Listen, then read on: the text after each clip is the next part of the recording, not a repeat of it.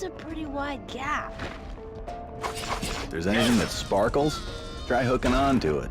Once again, brother, all question as to who inherited the lion's share of our mental capacity is answered beyond doubt. There's nothing too important down here, but I came down here so you could see an enemy type that appeared in the last video that I did not get time to talk about. These are the minions that the baby Burp-Up dolls spawned. They run towards you, drop a grenade, and then run away. They also drop a grenade when they're defeated. The grenade actually appears to be a diaper, but I'm going to keep calling it a grenade for my convenience, if that's alright. Anyway, those enemies are nothing too difficult to deal with. We can easily knock them away with our particularly small ham, even if they do show up in large numbers, and the explosion given off by their grenades is incredibly small. Frankly, even the teddy bears are more deadly than they are.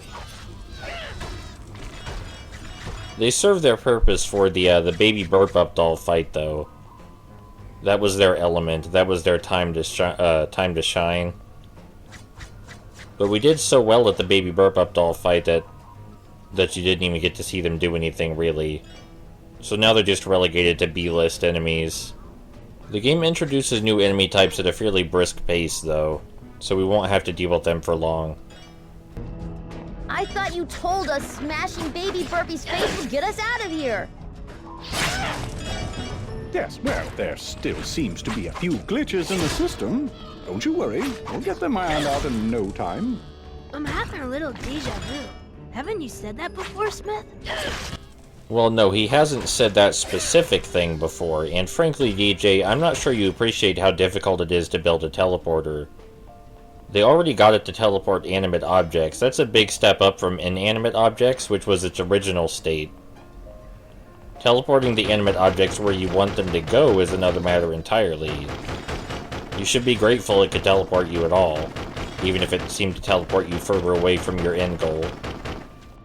This section is very similar to one in the previous level with the doll houses and the bunny enemies, but this time instead of doll houses it's tiny gravestones. The gravestones are still for toys though, and they do serve the same purpose in the game design. Not sure why I smashed those open, we didn't really need them. So you may have noticed that we've stumbled across a mine in the middle of the toy cemetery, which is rather odd. But the environmental variety this game presents can't be argued with, at least, and the mine has some of the best platforming in the game. Granted, you're probably not supposed to platform this way, but if I can do it, why wouldn't I? I tend to come over here immediately, so that way I can take care of the bunny enemies before anything else, otherwise they will attempt to snipe us from a distance. And then using our basic melee attacks on the teddy bears works just fine. I meant to say the best platforming in the early game, by the way. There is definitely much better platforming later. You could argue it was more difficult to break down this door than the last one because that crate was moving and the first crate was stationary. But I really just pointed the guns toward the door and held down fire, so it wasn't actually more difficult. In this next room we're going to be accosted by both the baby dolls and the teddy bears. But we use the same method to deal with both of them. The baby dolls, as was previously stated, do run away after dropping their grenades, but then they just run towards you again. Which again, I think makes them easier than the teddy bear enemies. It's true that their pattern is more complicated than that of the teddy bear enemies. But the teddy bear enemies at least attack you relentlessly. I mean, that was hardly a puzzle. We just flipped a switch and then the fire turned off. There's a minecart that runs through this area, and if we're not careful, we will get hit by it. The enemies can also be hit by it, though, which will destroy them. It's a very minor hazard. If you pay the minimal amount of attention, it shouldn't be a problem, but in this room, on the other hand, the minecart runs straight through the middle. Straight through the middle of the room during a big projectile fight. And if you're too close to it when you fire your guns, you will get hurt. Thankfully, we timed it so that way the cart didn't run through during our battle. Up on this ledge, there are a few switches necessary to proceed, and there are also a few teddy bear enemies. Teddy bear enemies by themselves, again, no problem, even in large numbers now. They don't deal enough damage to be a concern. I suppose it does spice up that ledge a bit, though, which was otherwise kind of sparse. Just had a few levers. You know, let's pretend that didn't happen. The reason I died there was just from impatience, plain and simple. This platform is timed to be slightly out of sync with the platform on the ledge back there, so we have to wait for them to sync up, so we can climb up to that sandbox platform and then up to the switch afterward. It's very rare in Death Jr. that the platforming will make you wait for such a long period of time. It kind of stands out to me. For the most part, the game is very good about not making you wait like this. There we go. And now, of course, it's a simple matter of hovering back down. And the hover control in this game is very good. The screen goo, as you saw, is an instant death. There are some instant death bits, though there aren't as many as you might expect. They increase in magnitude across the game. So as soon as we enter this room, 2 turrets will fire from the very back right at us. You might recognize these turrets from the last level, and they do hurt a lot. That's why we got rid of the rest of the enemies before coming in here to deal with them personally and privately. Running straight into the middle of that room and trying to fight everybody all at once would have been a terrible idea. Hanging back like we did is a much better solution. We still might have come out of it okay, though. You know, twitch reflex dodging can save you in many circumstances.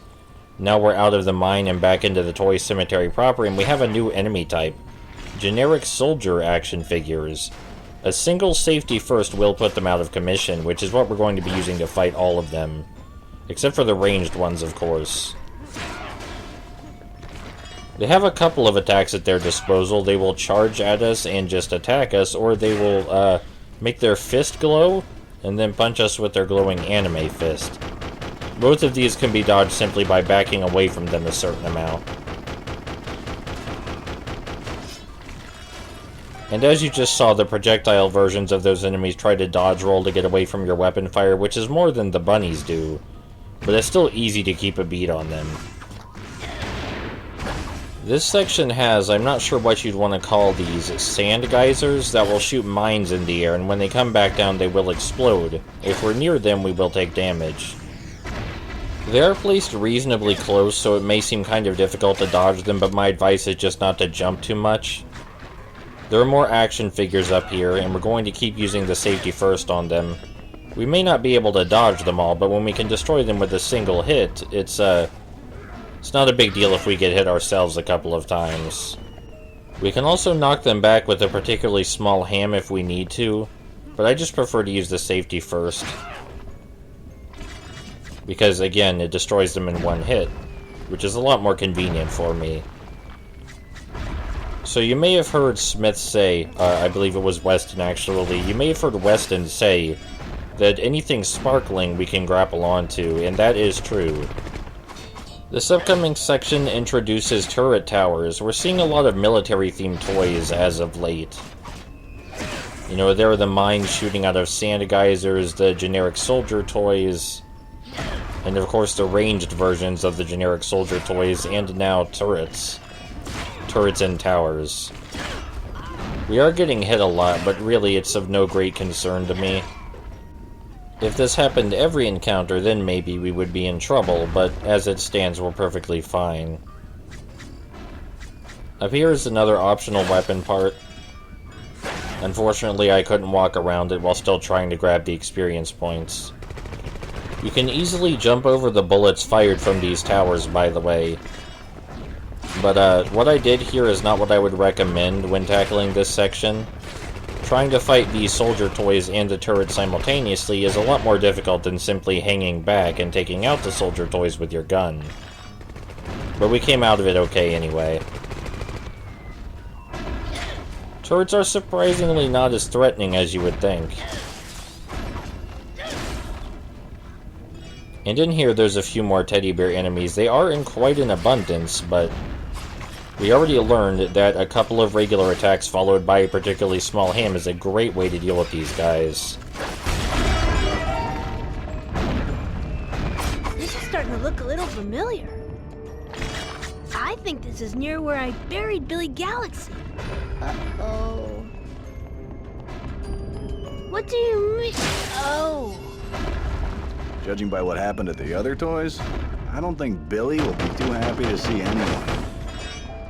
I'm going to point out again that this level had great environmental progression, starting out in a rather grassy area leading into a mine, and then back out into what appears to be a trench-based sand area full of military-focused toys. This environment is obviously the most creative of the three, but all of them offered their own unique hazards and set pieces, and this is all in the course of one level, in under 10 minutes. Quite a large amount of variety, and the game deserves praise for that. We've also been introduced to a lot of new enemy types. It's very rare to see an action game or even a 3D platformer place this much variety in a single level. And the game manages to keep this up throughout its entire duration. So you should look forward to that. We're about to come on the final environmental change for the level. There's a big wrestling ring over there. And no, that's not where we're going to fight Billy Galaxy. So do you remember how I said that switch puzzle earlier was really simple, but it got a deconstruction later? Well, this is what I mean by that. If you spell out these 3 blocks in a way that says die, then you'll spawn a bunch of soldiers that will try to kill you, of course. It's not necessary to spell out the word die to solve the puzzle, but I think it's cute that there's an Easter egg like this in such a simple puzzle. Rather enjoy it. Okay, we're just gonna let him stay down there. But aside from that Easter egg, the puzzle is the same as before.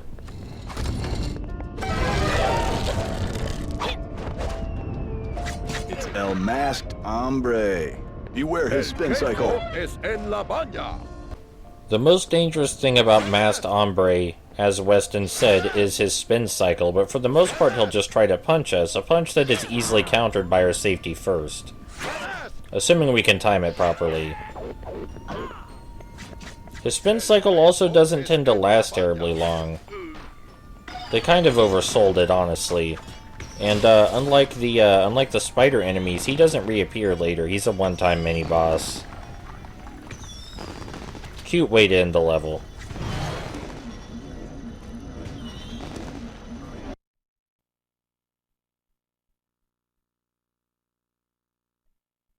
Billy Galaxy? Wow, DJ, that is one big toy. I bring a message of peace from Planet Billy. Give my best wishes to everybody. It seems that Fury has enlarged your toy to an abnormal size. So Billy Galaxy has many attacks at his disposal. He has basic minigun fire, which we can simply back away from. He can fire mines, which are also rather easy to dodge. We just need to pay attention to where they land and jump over them. And lastly, he can fire freedom rockets, which will hurt us a lot if they hit us directly. But if they land next to us, they'll just kind of push us away and not do much. It's a rather disappointing fight, honestly. In spite of him having such a variety of attacks, you can avoid most of them just by strafing in a circle. And even if we are damaged, there are respawning health crates around the arena. There are respawning health crates in every boss in the game, actually. And even though I did say Billy Galaxy is underwhelming, he's still the best fight the game has to offer. The best boss fight, I mean. The boss fights in this game in general are not well designed. It's not that they're terribly designed or anything, it's just that with the Billy Galaxy, you just need a basic understanding of circle strafing in order to take him down. And the other bosses don't even require that much knowledge, really.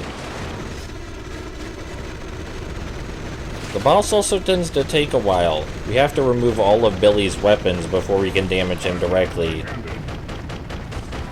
And after his weapons go down, they get replaced by others.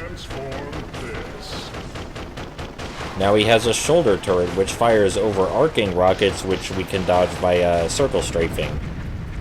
The shoulder turrets thankfully take less time to destroy than the other weapons, but they're equally as useless, so I'm not sure what the point was. Now Billy only has his sword to attack us with, and this boss has a rather humorous glitch, where Billy will sometimes simply refuse to attack the player with his sword. Which is what you're witnessing right now. For some reason, he will simply refuse to attack the player.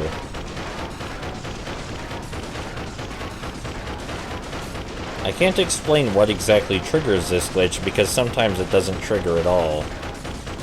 But we'll just keep firing until we're out of ammo. Okay, we're out of ammo. There are also infinite ammo crates, which is good, because trying to fight Billy Galaxy with melee would be suicide. And now that we've switched positions, we have moved Billy out of his glitch state, so he will try to attack us with the sword. To avoid the sword, we simply move left quickly, and then fire at the sword when it lands on the ground. I suppose you could say it requires quick reflexes, but the answer is still just circle strafing. Sure, I'm circle strafing slower, I will beat you with that later. but I don't need to do it slower. I could be circle strafing him just as quickly as previously, and the end result would be the same. I was simply doing it slower to better illustrate the sword's attack. There's one more shoulder-mounted cannon, and then we can finally attack a Billy directly. And now that we have the ability to attack a Billy directly, he gains his final attack, which is the most damaging. He gets these eye lasers, which are very difficult to avoid and can quickly wipe out a large amount of health if you stand in them for too long. Yeah, like that. You know not what you have done. The bigger they are, the harder they fall. Hey, I think I know how to get back to the sawmill from here. Small miracles.